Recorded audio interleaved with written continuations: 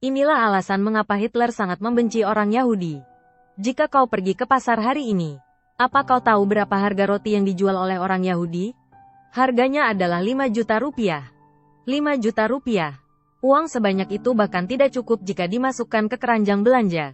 Pada kala itu, orang Yahudi menjual roti seharga 5 juta rupiah kepada orang Jerman. Namun perilaku membangkang mereka itu tidak bertahan lama. Karena Jerman tidak akan diam saja. Jerman merencanakan untuk menyingkirkan orang Yahudi. Pada tanggal 20 Januari tahun 1942, pemimpin yang bernama Heydrich, di bawah instruksi dari pemerintah, konferensi Wannsee yang juga dikenal sebagai konferensi mengakhiri orang Yahudi, Heydrich memanggil 14 orang dari Departemen Pemerintahan untuk merencanakan pembantaian orang Yahudi bersama-sama. Itulah penyebabnya, orang Yahudi hampir hilang dari muka bumi. Heydrich duduk di kursi konferensi. Di sebelah kanan adalah Kapten Gestapo, dan di sebelah kirinya adalah pemimpin Kementerian Kehakiman. Sementara perwakilan militer duduk di belakang. Semua orang yang ada di konferensi itu berpendidikan tinggi. Begitu konferensi dimulai, Heydrich langsung menjelaskan inti dari konferensi ini. Mengapa mereka hendak menghabisi orang Yahudi? Itu karena orang Yahudi adalah suku asing yang tinggal Jerman. Namun merekalah yang mengendalikan ekonomi Jerman. Mereka memperlakukan orang Jerman dengan semena-mena.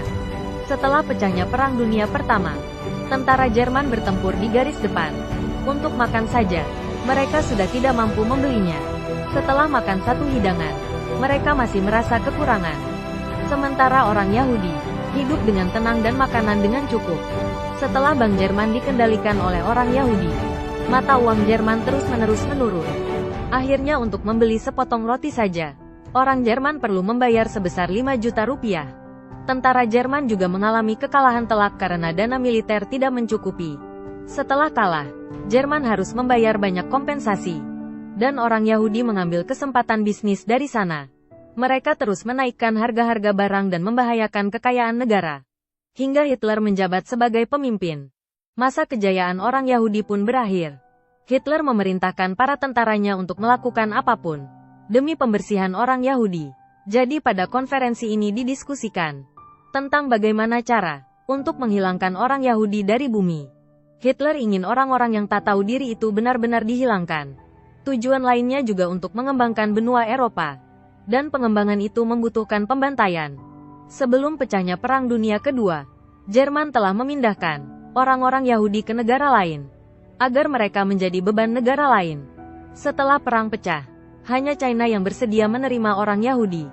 Tak seperti negara lain, mereka harus mengembalikan orang Yahudi kepada Jerman lagi, jika hendak memperkuat pertahanan negara. Akibatnya, orang Yahudi tidak bisa lagi kemana-mana, dan terpaksa mendirikan kamp konsentrasi untuk bertahan. Begitu Heydrich selesai bicara, Menteri Dalam Negeri yang pertama memberikan pertanyaan. Ada banyak orang Yahudi di Berlin yang telah menikah dengan orang Jerman. Jika kita membasmi mereka semua, maka orang Jerman juga akan mulai ikut panik. Kemudian Menteri Kehakiman juga mengajukan pertanyaan. Beberapa orang Jerman yang telah menjadi Yahudi telah berjuang untuk Jerman dalam Perang Dunia Pertama.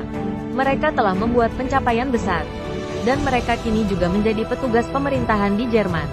Apakah mereka diperlakukan secara berbeda? Panglima Militer Polandia juga mengajukan pertanyaan. Orang-orang Yahudi di wilayah hukum Polandia bertambah setiap harinya, dan kami tidak punya cukup makanan untuk berbagi dengan mereka. Hal ini sangat sulit untuk kami hadapi. Setelah semua orang mengajukan pertanyaan mereka, Heydrich kemudian berkata, konferensi ini adalah untuk menyingkirkan semua orang Yahudi. Dengan begitu, semua masalah kita akan terpecahkan.